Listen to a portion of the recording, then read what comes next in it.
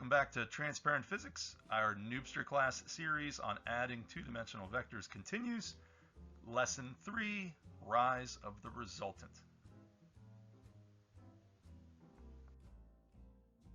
Our objectives for Lesson 3 include taking all the skills we've learned up to this point, which includes Pythagorean Theorem, SOHCA, and standard angles, smashing all those together into a single solution strategy that will help us solve for the resultant, which is the sum of two perpendicular vectors.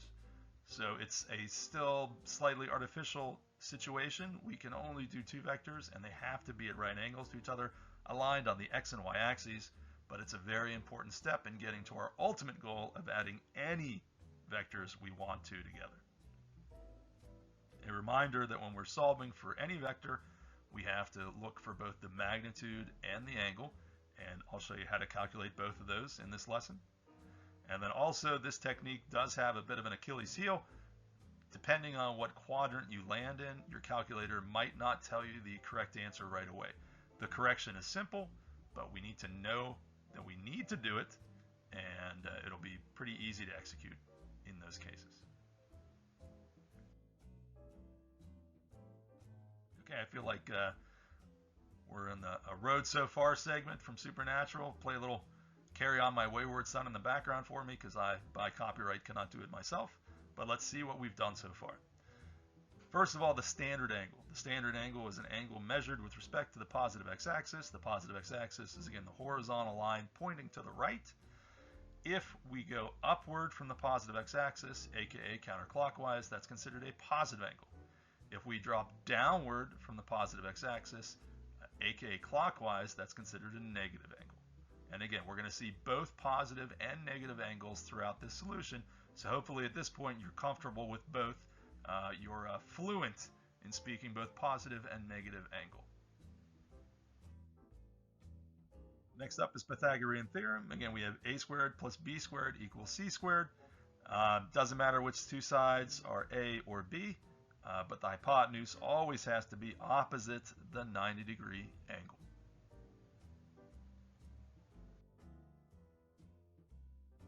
And finally, we have SOHCA. As a reminder, this is a set of three equations that help us identify some information for right triangles, as long as we have some combination of two of the three values of either two sides or an angle.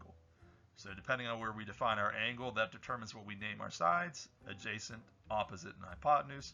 Changing the orientation of that angle is going to change which sides are adjacent and opposite, but not which side is hypotenuse.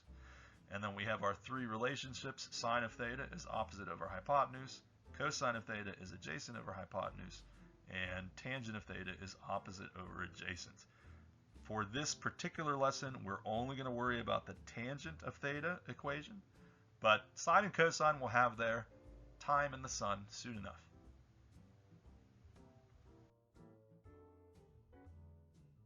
Okay, we are going to dive into putting all this stuff together. Good time to pause the video, make yourself a quick cup of tea. I'll be honest, my tea's a little bit cold right now because I recorded the first half of that lesson without my microphone plugged in initially, so this is take 2. A little bit of administration before we go on and actually solve for the resultant of our perpendicular vectors. Reminding you that we are solving basically for the hypotenuse in this circumstance of two legs of a right triangle. Those legs have to be oriented on the x and y axis for the purposes of this demonstration. Again, it's a bit of an artificial constraint, but you'll see later why we do it that way in a future lesson. And in order to solve for a vector, we need both the magnitude and the angle. Those are separate calculations from each other. The order in which you do that doesn't matter, but I traditionally always take the magnitude first, then solve for the angle. Okay, so we're just going to add a couple perpendicular vectors, show you how the process works, and we're just going to start with vector A, good place to start. So we're going to say AX equals positive, I don't know, 13.0 meters. to say AY is equal to positive 8.0 meters. And by specifying AX and AY, we're constraining the vectors to either the x-axis or the y-axis. So by saying positive in the AX, that means we're going to the right. By saying positive in AY, we're going up. So if we were to draw that out, we would see AX going over in this way. Imagine I drew that perfectly horizontally. And then AY is going to go up. I drew AY shorter than AX because AI is a smaller, or AX is a longer value than AY. And in addition, we can then assume that this is a 90-degree angle because, again, they're sitting on the x and the y-axis. So we are looking then to solve for our resultant vector. Our resultant vector is this guy right here. We'll call this guy vector A. And when we're solving for vector A, a couple things to consider. It is a vector, so it has two quantities. So we are going to be looking for the length, and we are going to be interested in the angle as well. So when we take a look at what we're trying to do here, we're trying to solve for how long the vector is, and we're interested in the orientation of the angle, and that orientation we're ultimately going to want with respect to the positive x-axis, and we're going to call that orientation, we'll call that angle theta. So given what we know about Pythagorean Theorem and SOHCA, we can dive right in and begin answering these questions. AX and AY are going to inform us about A, the magnitude. So we have the relationship. Again, this may seem a little bit different than what you're used to, but just remember that we have, this is really a squared plus b squared equals c squared. That's all this is. That's Pythagorean's theorem, just written for the specific triangle and the notations we're using. So we're going to solve for A. Solving for A means we take the square root of both sides. So the square root on the left disappears along with the square, and we're left with a square root on the right and the individual values squared. So it's the square root of AX squared plus AY squared. And then we can just plug in the values and go. So AX is 13.0 meters squared, and AY is 8.0 meters squared. Now, again, I could be writing pluses and minuses for this, but whenever you're squaring it, remember the idea is that squaring a value doesn't carry forth the positives or the negatives. It's just a positive value overall. So if we had negative 13 squared, it would be the same as if it was positive 13 squared. So you can save yourself a step by not worrying about the negative signs there because they'll disappear anyway. Give yourself a little bit more time to make mistakes on some other part of the exam. And we're good to go then. So we plug these values into our calculator. So we're going to take the square root of 13 squared plus 8 squared. My calculator is telling me 15.6. Calculator is telling me 15.6 meters. And that is the A, no, it's not 15.6, it is 15.3.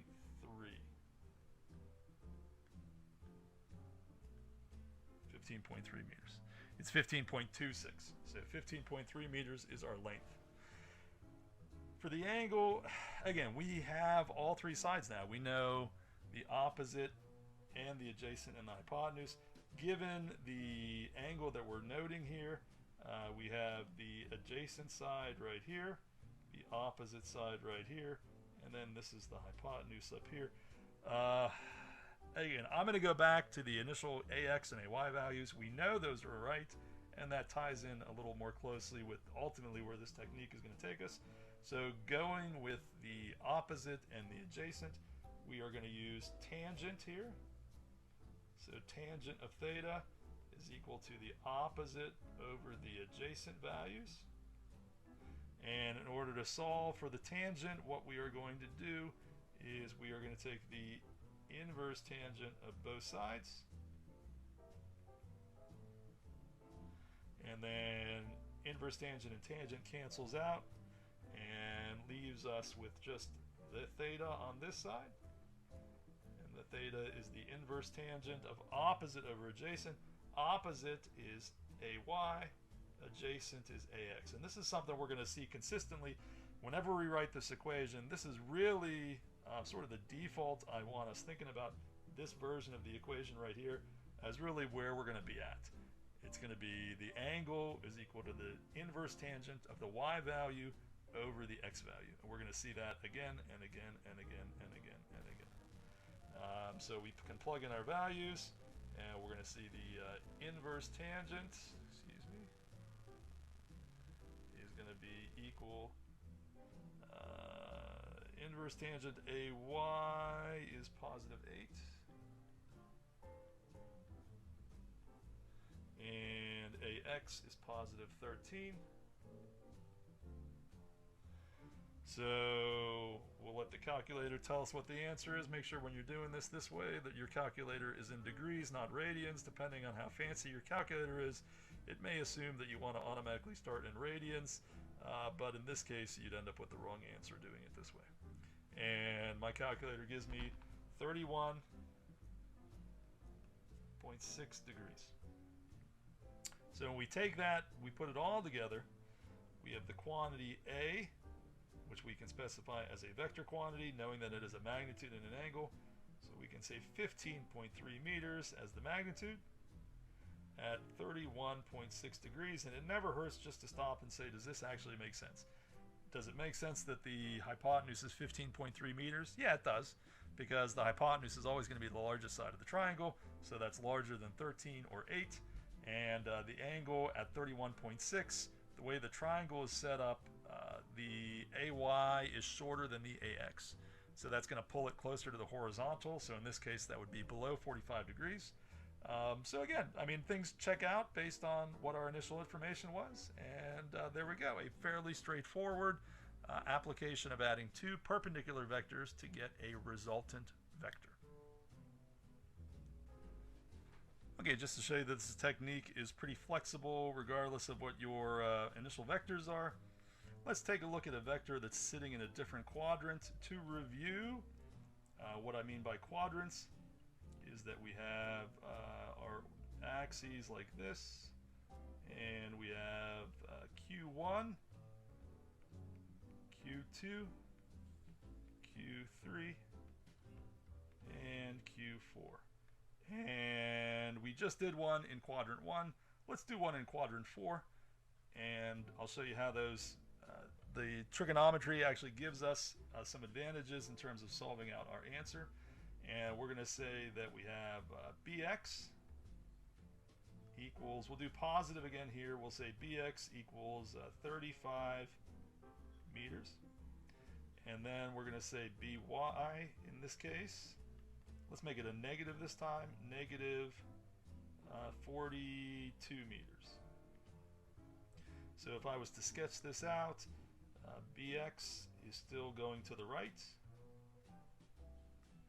by is going down, and by is slightly longer than bx. And we're going to solve for the resultant. The resultant starts where you start, end where you end, so this is going to be vector b. And again, we are going to be interested in solving for the length of this vector and the angle. And so when we set that up, we're going to see that b is simply the magnitude, how long it is. And we're still going to use theta as our angle notation, and we're going to be solving for it in the inside of the triangle as such.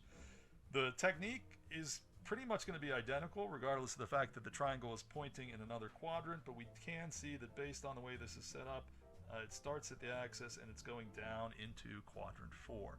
Whatever quadrant it's pointing into tells us its particular quadrant value. So we can set up, once you get good at this, you don't have to go to the initial default for all the equations. We can just hop right in and say, hey, we know that b is going to equal the square root of bx squared plus by squared. And I mentioned earlier, I mean, if you want to keep your signs in there, you absolutely can. we can say positive 35.0 meters squared and negative 42 meters squared. The key thing here is to recognize that when we square values, that negative sign is going to disappear. So we should not end up with a negative value under the square root here. In fact, if we did, you'd actually get a calculator error. Your calculator would not be happy about it. So if you ever try to solve one of these out and your calculator complains at this step, it might be because you accidentally carried a negative sign too far into your solution and you ended up with a negative value under the square root. And some calculators will do this. Sometimes you can add, you can put -2 into a calculator and say squared, and you'll actually get -4.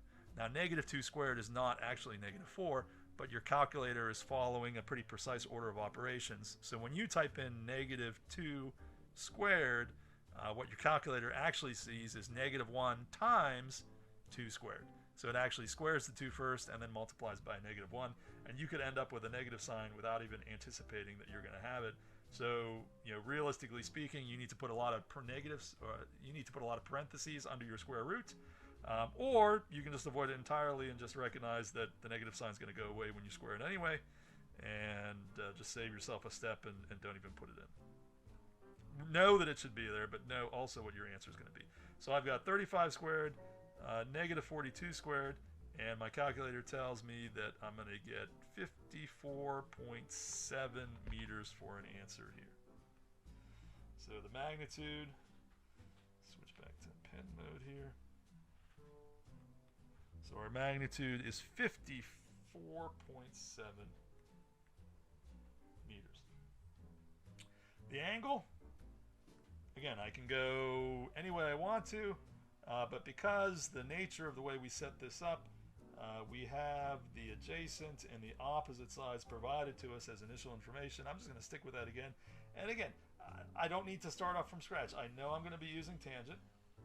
I know it's going to be the opposite over the adjacent. So often what I'll just do is I'll just start like this. I'll just say theta is equal to the inverse tangent of by over bx. And again, it's always going to be the y over the x, always the y over the x. You don't have to worry about it. It's always going to be that way. So you can just set it up and knock it down. So when we plug those values in, we have the inverse tangent by. Now here you absolutely need to include the negative signs. And again, suggesting that you don't include the negative signs is only with regards to the fact that we know that that negative sign is going to drop out when we square it. Here, the negative sign is very important to getting the right answer. So it's a -42 over 35.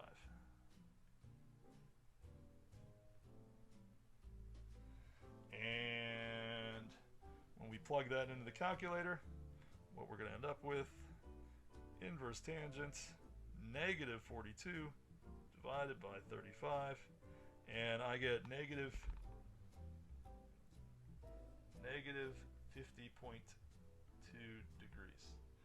Now that negative sign is important here because we specified that it's in quadrant 4. So if we start at the x-axis and draw our way down, that actually is a negative angle.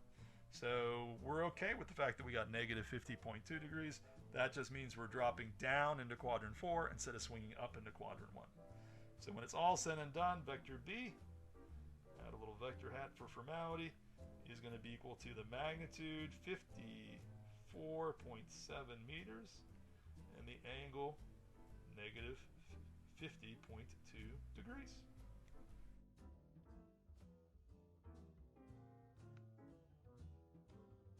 So I hope you've been able to see from those two previous examples that ultimately we can use the same equations when we're solving for magnitude and angle. It doesn't matter what direction the vector is pointing in, and that's a big time saver. We don't have to think about how we're going to be doing this. As long as we have that information, we can just plug it in. The resultant magnitude is always going to be solved for using this variant of the Pythagorean Theorem, where we solve for r as the square root of the sum of rx squared and ry squared. Those are those two horizontal and vertical components. And again, we don't need to call them R. You can see I call them A or B or whatever it is, as long as we recognize they are two perpendicular components adding together to give us our resultant value. Be careful when doing this step. As I mentioned, some calculators don't give you the answer that you would expect when you square a negative. Easiest approach to this is just recognize when you square a negative, the negative sign is going to go away, so don't bother plugging it in the first place. If you are going to plug it in, you're going to have to do a little extra work with parentheses inside your calculator to make sure that answer works out. Next up, for the angle, we can always use this relationship where theta is equal to the inverse tangent of the y component over the x component. And I say always, and I have to put a little asterisk there because I'm about to show you, as we previewed at the start of this lesson, there are some places where this equation doesn't quite get us the right answer. I'll show you what I mean by that in a second. But in general, make sure your calculator is set for degrees, and also make sure you keep those negative signs. If when you solve or have Rx and Ry, if Rx is pointing to the left, it should have a negative sign in that fraction. If Ry is pointing down, it should have a negative sign in that fraction. It is essential that you keep those negative signs in the calculation, so when we're calculating the angle using that trigonometric identity, we can unlock the full power of tangent, and it'll give us a much better answer in the long run. So what is a danger quadrant? Well, a danger quadrant is an area where the x value is negative. And full disclosure, danger quadrant is just a term that I made up. I don't think you'll find it in any textbooks yet. Who knows, if you're watching this in 20 years, maybe it'll be standard operating procedure and everybody will use it. But for now, it's just kind of my own nomenclature for the idea.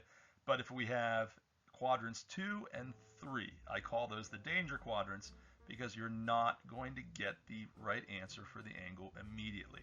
The correction is straightforward, easy to do, but it does require us to be alert to the fact that the calculator is not going to give us the right answer. And it's not the calculator's fault, it's not trigonometry's fault, it's just that there's a little bit of vagueness when using the equation that we need to step in for so that we clarify exactly what the answer means. So as a little cue to myself, when I'm in a danger quadrant, that I need to do a little extra work at the end of the solution, I will actually use a different name for the angle that I'm solving for from the calculator. If I'm in quadrants 2 or 3 when I solve that tangent equation, I'm actually going to call it phi instead of theta. And phi looks very similar to theta, but phi is oriented about at a 90-degree angle to what we would see as theta.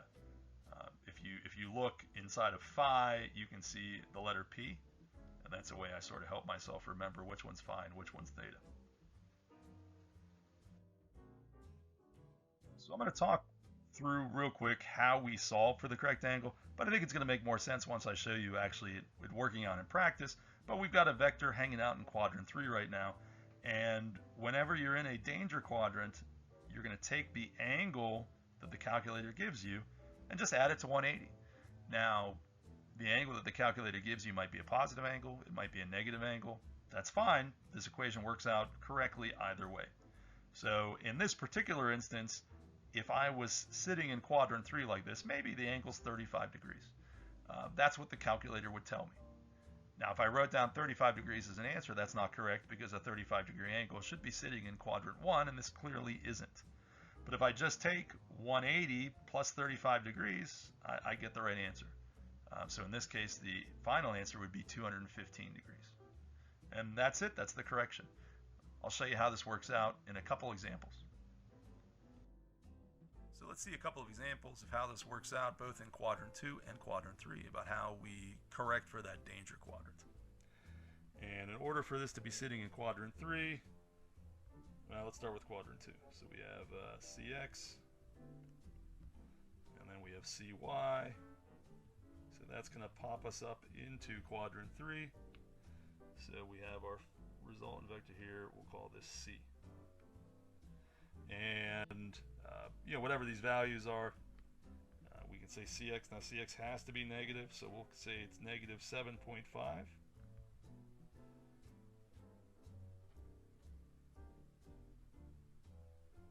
meters. And CY is going to be positive. Oh, let's get my color changed here. So CY is going to be positive 6.0 meters. All right. So we are interested in solving for the two components of the resultant. That's going to be the length of the vector and the angle. Now the angle is the interesting part here. The length is going to be more of the same. But taken with respect to the positive x-axis, we are going to be finding that the value that we want is this angle here. But the value that we're going to get is this angle over here. So we're going to correct for that, and remembering that when we're not solving for it right away, this angle in here, we're going to call this angle phi. But ultimately, we are interested in solving for this angle, which is going to be theta. So it's one extra step. My theta's a little off center there. My apologies. So, solving for the resultant, we'll do that quick like because that does not change regardless of what quadrant we're sitting in. So we have C equals the square root of cx squared plus cy squared. And when we solve that out, cx is going to be negative 7.5 squared. Go ahead and write the negative sign down, but just recognize that ultimately when you plug it into the calculator, it's going to disappear. So off camera, maybe just don't plug it into the calculator. You know what I mean? So we have the square root of 7.5 squared plus 6 squared, and that's going to give me an answer of 9.6 meters. And again, that magnitude calculation, it doesn't matter whether you're in quadrant 1, 2, 3, or 4, you're always going to get the same answer regardless. But now, let's take a look at this angle calculation. Recognizing that we're in quadrant 3, again, no matter what, we always have the same equation. It's always going to be the tangent of, in this case, cy over x. We always have the y component over the x component. But in this case, instead of writing theta as our initial angle, we're going to write phi, because I realize that the angle that the calculator is going to give me is not going to be the right answer right away. So we can write the inverse tangent of, what is that, positive 6.0 meters divided by negative 7.5 meters. Absolutely, absolutely, absolutely. Do not forget to write that negative sign in for the 7.5. Helps us make sure we get the right answer in this case. So again, in general, bad idea to just drop a negative sign, but sometimes it's smart to know whether or not you need to actually plug it into the calculator. So the inverse tangent of 6 divided by negative 7.5, and my calculator is giving me an answer of 38.7 degrees.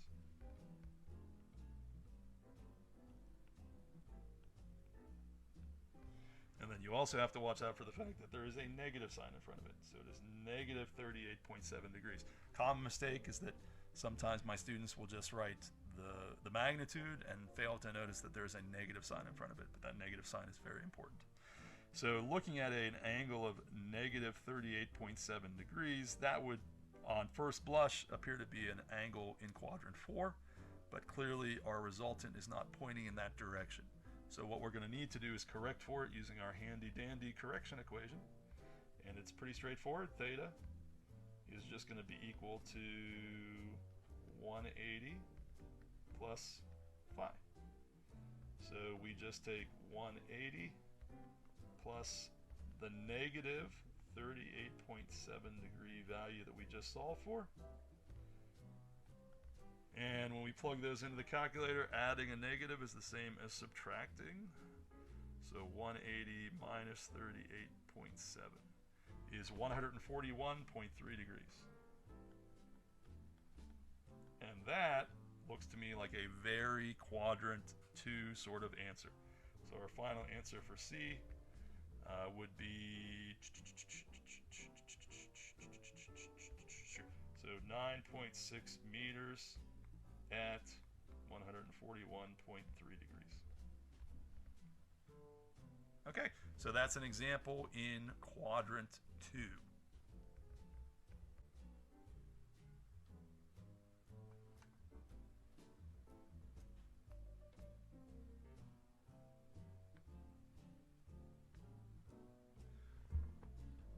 Okay, so we'll go with one more example, this time in quadrant 3, on how to solve for our resultant vector.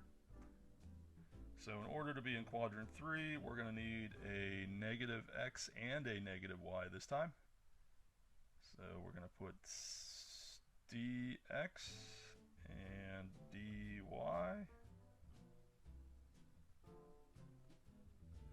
And the resultant is going to be pointing down into quadrant 3 like this. I don't know, we'll say dx is equal to, let's say negative 100. And again, it doesn't need to be distance all the time. Newtons is a vector quantity. We'll do newtons here.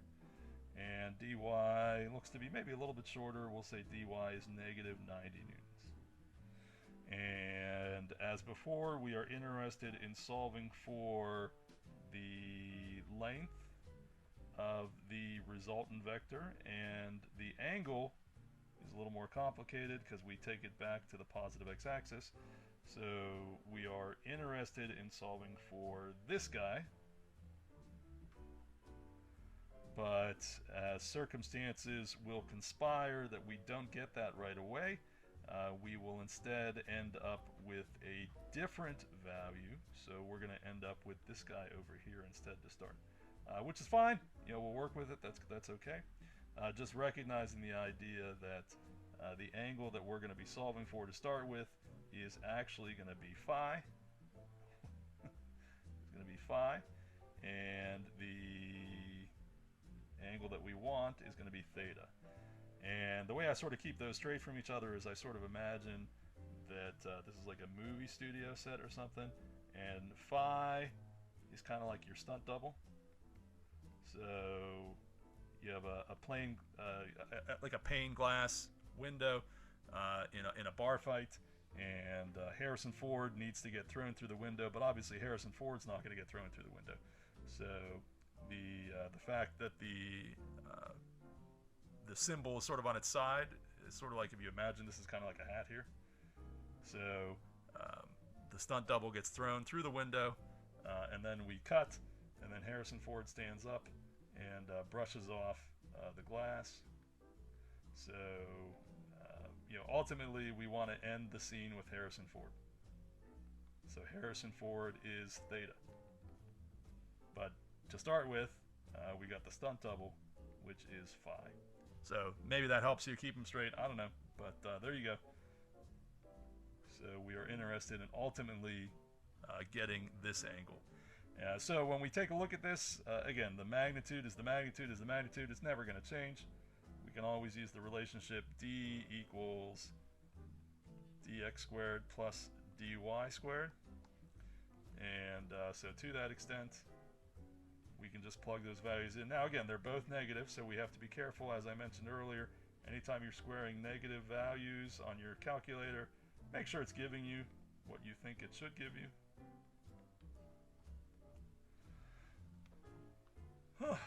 But when we take this into the calculator, again, negative 100 squared plus negative 90 squared, and again, I'm not actually entering the negatives in because I know they'll go away. I get 135 newtons. So that's the magnitude. And there you go. Never changes. Doesn't matter what quadrant you're in. When we're solving for the angle, we know that since we're in quadrant 3, we're going to start with a stunt double. So no matter what, we always have the same relationship of inverse tangent is dy over dx. So always, always, always y over x. But since it's in quadrant 3 this time, we're going to start off with phi instead. So then we plug in our values. So we get the inverse tangent. Dy is negative 90. Dx is negative 100. And this is a good example of how your calculator messes these things up, because it doesn't know. When you take negative 90 divided by negative 100, it's as if you were taking 90 divided by 100. So your calculator can't really be faulted for getting things wrong in the danger quadrant, because it can only work with the information that you give it. So negative 90 divided by negative 100. And let's take the inverse tangent of that. And I get an answer of 42 degrees. So clearly, vector D is not sitting in quadrant 1, it's sitting in quadrant 3, so we need to make our correction. Harrison Ford walks up, takes the place of the stunt double. They throw a little broken glass over the scene. Harrison Ford stands up, brushes himself off, and we are good to go. So 180 degrees plus 42 degrees gives us a final answer of 222 degrees. And that is a proper quadrant 3 orientation. So the final answer for D is going to be 135 newtons at 222 degrees. And there we go, an example in quadrant 4. As is often the case in physics courses, we've needed to rely on a lot of information that we learned earlier in order to accomplish this new task. This new task being solving for the resultant of two perpendicular vectors. We've needed Pythagorean Theorem for the magnitude, we've needed TOA from SOHCA for the angle, and we've needed to rely on our understanding of what it means to be a standard angle, so that when the danger quadrant gives us an unanticipated result, we can correct for that so that it's back to standard angle notation. And we've got one more sort of fundamental lesson to go, which I think in context is easier than what we just covered, and then we'll be able to put it all together and solve for the resultant of any number of vectors pointing in any direction, and I hope you're looking forward to that as much as I am.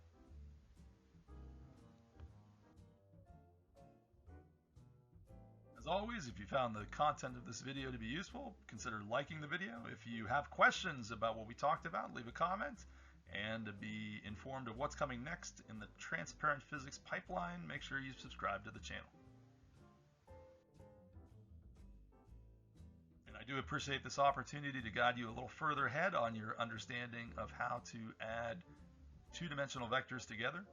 And I hope I've made the process a little clearer for you on this lesson of transparent physics.